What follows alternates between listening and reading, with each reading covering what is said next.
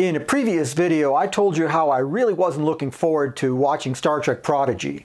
All 20 episodes were available on Netflix, and I wasn't incredibly in love with the first season, but it being Star Trek, I pretty much was going to watch it anyway. Well, it's a couple months later, and I finally did watch Star Trek Prodigy. So here's my not quite hot, well-considered, a little bit half-baked take.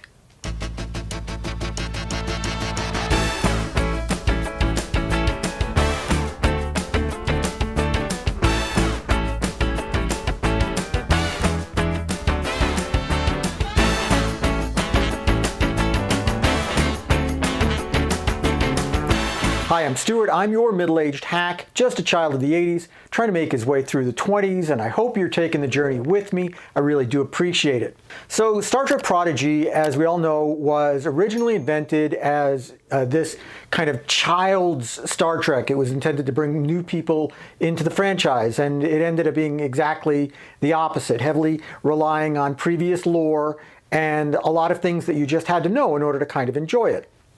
It was also very heavily tied to Star Trek Voyager, which was, truth to be told, my least favorite Star Trek of all time, and I'm not the only person who feels that way.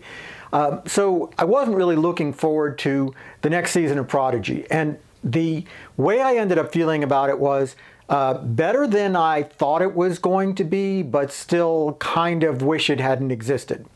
First of all, if you thought that the first season was just action-packed with lore and stuff that you needed to know from the Star Trek universe, this one outdoes it by a factor of 10. Not only do you have to have a relatively good knowledge of things that happened in Star Trek Voyager because they're referenced pretty frequently, and the characters only make sense if you really kind of know it, you also have to have a good memory of what happened in Season 1 because there's a lot of that you're going to have to deal with. And look, it was a lot. It truly was a lot.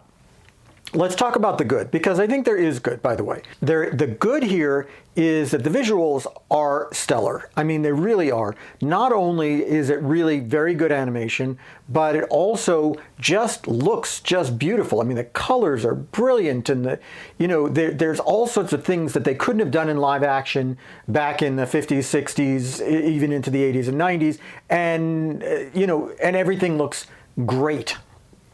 It really does. I think there's a satisfactory ending. If this ends up being the last season of Star Trek Prodigy, I think most people are going to feel good about that. And I want to commend specifically Kate Mulgrew on her acting. Now, she's an acting talent, and I wasn't denying that from the beginning, but I wasn't really a fan of the character of Captain Janeway, despite the fact that I was a fan of hers before she started on Star Trek. However, in this season, she plays really two roles. She plays Admiral Janeway, who is, the real human being, and she also plays Hologram Janeway, which is based on a younger version of herself and is very limited in what she's able to do and know. And Kate Mulgrew does a great job of helping you understand, which character is which.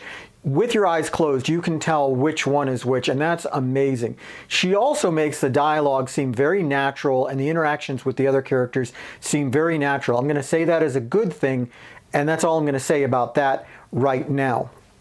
I think also, if you are a Star Trek fan, there's just so much that you will be rewarded by knowing. I mean, not just the stuff from Voyager, but all the stuff from, from Next Generation and going on to Picard Season 3. There's a real tie-in there. And Picard Season 2, I should even say that. There's a tie-in there. And I believe, a little bit of a spoiler alert, that there will be a tie-in to Lower Decks, because kind of the last thing that happened in the season may tie into what the crew of the Cerritos is doing in the last season of Lower Decks. There's just, it's this tight integration with the entire universe, and if you love that, that's, it really does that very well. It's clearly made by people who not only love Star Trek, but know Star Trek and understand what the characters should be doing at any given point in time. Okay, now on to the rest of it. Let's talk first about the dialogue, the writing of it. And it's really, it's high school, early college level. These are people saying things they would just never say in a way that they would never say it. pausing in places that don't make sense, except for, there's a pause in the dialogue written for them, so they have to pause, that sort of thing. There's very rarely a sense that characters are talking to each other, which is common in animation because you have people coming in to record their lines at totally different times.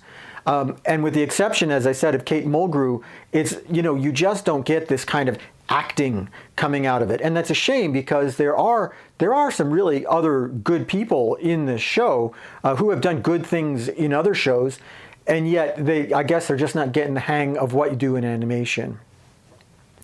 Also, there is so much, I'm going to call it plot armor, and also, I don't know what's the opposite of plot armor.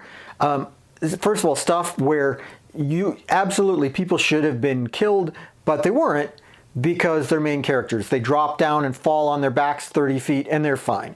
They don't get killed because the bad guy is monologuing at them constantly. Whatever. That sort of thing is lazy writing, and we used to accept it in the 70s and 80s, and nobody should really accept it now. And then there's the opposite of stuff that, if they had really thought it through, should have been a lot easier. There's one scene, and this is not really a spoiler because I'm not going to put it in context, where the purple creature, Murph, has to reach through a small hole and push a button.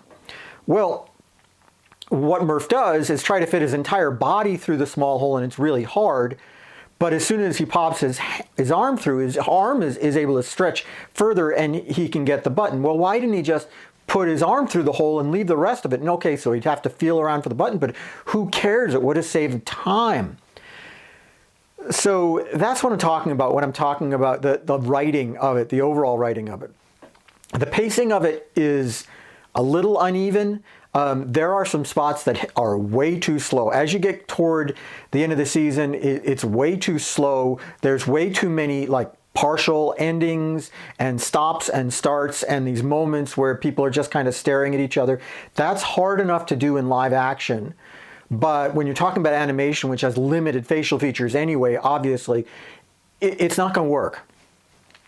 I think that Prodigy was a great thing to do, but in between kind of trying to make it accessible to young people by maybe not having it too carefully plotted and also trying to appeal to adults, they didn't quite hit the mark. It's a shame because I think the animation of it, we've seen with other Star Trek series that you can do some amazing things with animation, and I'm not quite sure that this really does it, at least not for me. That's it for me, for the Middle-Aged Hack for today. Do me a favor, like, subscribe, leave that comment. I'm trying to build this channel up. I cannot do it without you. If you think that I'm full of it, tell me, because I want to hear it. I want to listen because I want to get better, and I want to make better videos for you.